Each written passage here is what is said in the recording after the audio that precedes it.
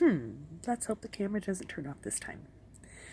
I haven't done an update in a while since my trip. I got back from my trip and I did an update, but I haven't done one since, so it's been about a week. Mom came home from her trip,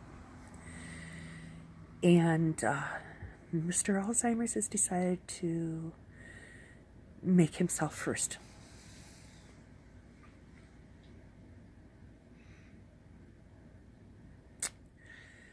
Very disheartening.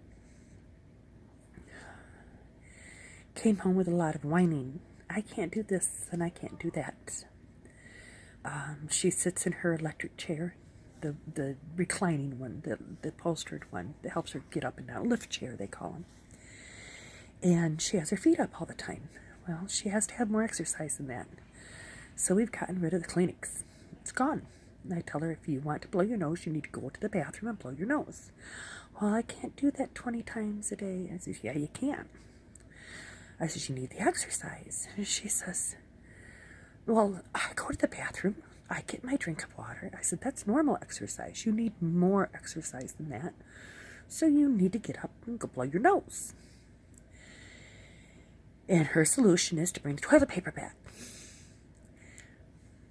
I take the toilet paper back in the bathroom. Well, Mr. Alzheimer's forgets this happens. And this happens 10 times a day? 20 times a day? Happens a lot.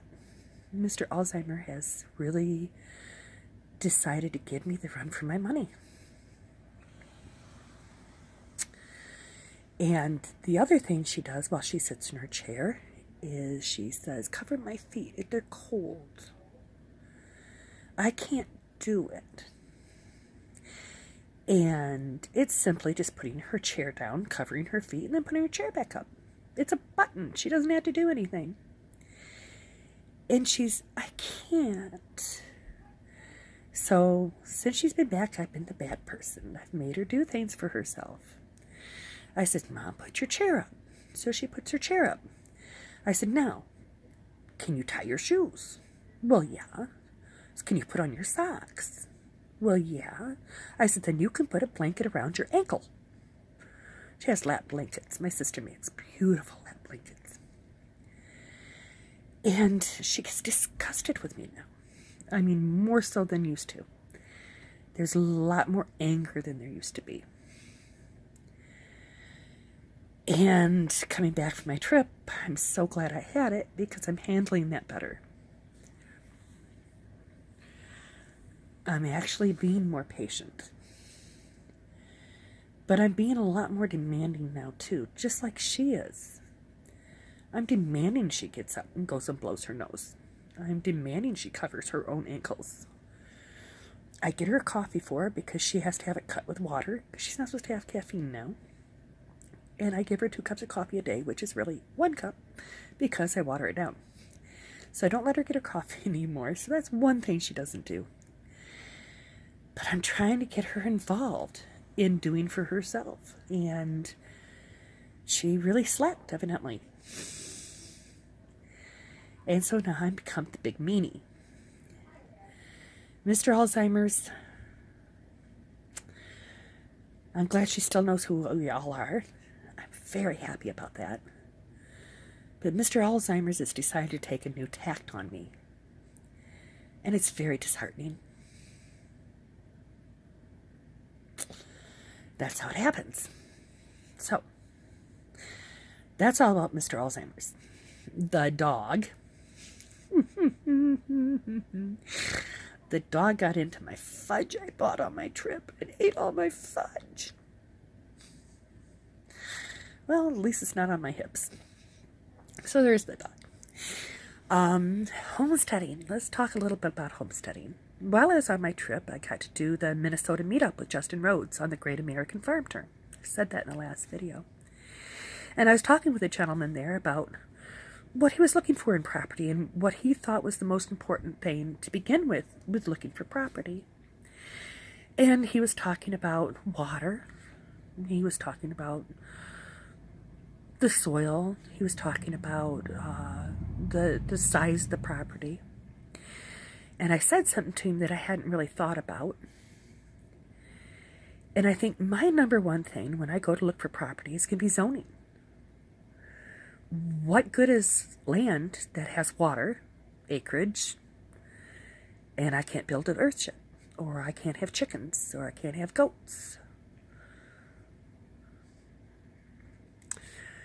I'm going to look at zoning first, and I'm going to pick areas that I go and look at land for. I live in a city.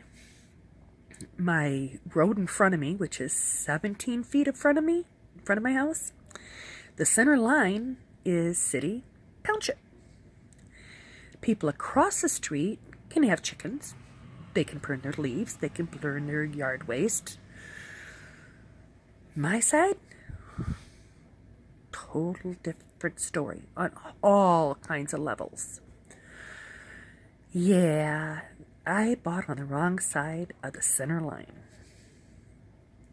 So, with that in mind, I know when I look for property that I want to homestead on and set up a small farm and be more self-sufficient and have a garden.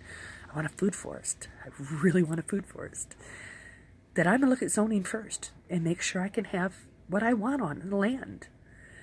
And then I'll look for land. And the second thing would probably be water. And if it's not water, it's acreage.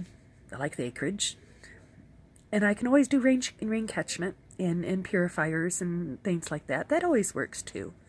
We have enough rainfall here. But I've been looking on Zillow, something, at all these different places. And every time you find something, if you zoom out on your maps, you will see the agriculture around you. And you see these fields and fields and fields of plowed land. They're not organic farmers. And that little stream going through your property, it's got a lot of that runoff. So, I don't know if water is going to be like my second priority. I'm really rethinking that. So, that's Mom. That's the dog. That's what I want to do with homesteading. And Christmas is around the corner. So, I'm leaving this there. And I hope everyone has a wonderful day. I hope Mom has a wonderful day. We're going to my granddaughter's Christmas program tonight. She has a solo. Wish us luck on our journey. I wish you luck on all your journey and traveling that you do this season. God's blessings to you all. Bye.